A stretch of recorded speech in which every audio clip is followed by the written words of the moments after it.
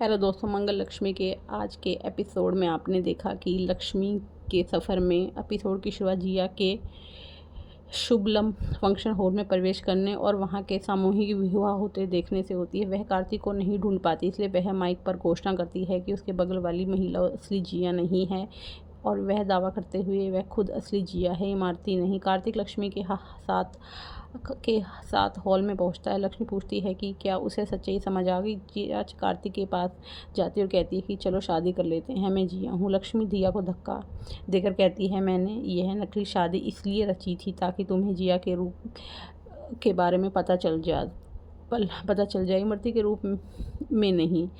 मैंने नकली जिया और गायत्री की मदद ली और तुमने सच कबूल कर लिया। जिससे गुस्से में लक्ष्मी से पूछती है कि उसने उसे फंसाने की हिम्मत कैसे की। लक्ष्मी उसे डांटती है और कार्तिक से कहती है कि वह देख के सच्चाई सामने आ गई है, वह जिया है, इमरती नहीं। जिया कार्तिक से माफ़ी मांगते हुए कहती कि भगवान उन्हें फिर से साथ चाहते हैं। कार्तिक कहता है, बस अगर तुम मेरे और लक्ष्मी के बच्चे को जन्म नहीं दे रही होती तो पता नहीं मैं तुम्हारे साथ क्या करता।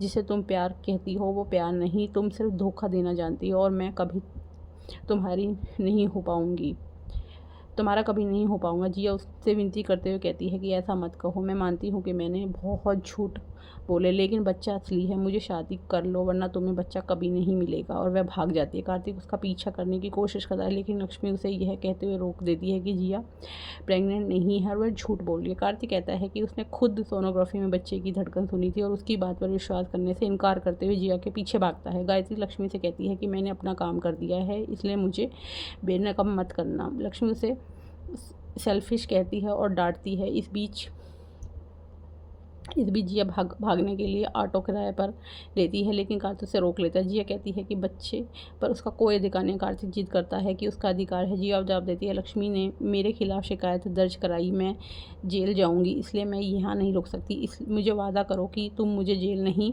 भेजोगे और मैं तुम्हें 8 महीने बाद बच्चा दे दूंगी। कार्तिक मान जाता है, लेकिन कहता है कि उसके बाद उसे उसकी ज़िंदगी से चले जाना होगा और वह एक समझौता करता है। बाद में लक्ष्मी और श्रेया पुलिस में जिया की शिकायत करती है और उसी समय कार्तिक जिया को घर ले आता है। गायत्री आपत्ति जताती है और कहती है कि जिया के लिए इस घर में कोई जगह नहीं है। कार्तिक जिद करता है और कि वह रहेगी, यह समझाते हुए कि वह उसका और लक्ष्मी का बच्चा ले जा रही है और बिना कुछ सुने चली जा रही थी। फिर गायत्री से कहती है कि लक्ष्मी फिर गायत्री से कहती है कि चिंता ना करो, क्योंकि वह कार्तिक को उसके मैनेजर की मदद से भेज देगी और जिया को घर से निकाल देगी। जिया खुशी खुशी खाना खाती है और कार्तिक काम पर चला जाता है। लक्ष्मी को लगता है कि जिया का घर में समय ख़त्म होने वाला है। पुलिस जिया को गिरफ्तार करने वाली होती है, ये कहते हुए कि उसने कानून को धोखा दिया है। श्रेया ने अपना बयान दे दिया है। जिया विरोध करती है, कहती है और वह उसे गिरफ्तार नहीं कर सकते और कार्तिक को फ़ोन करने की कोशिश करती है, लेकिन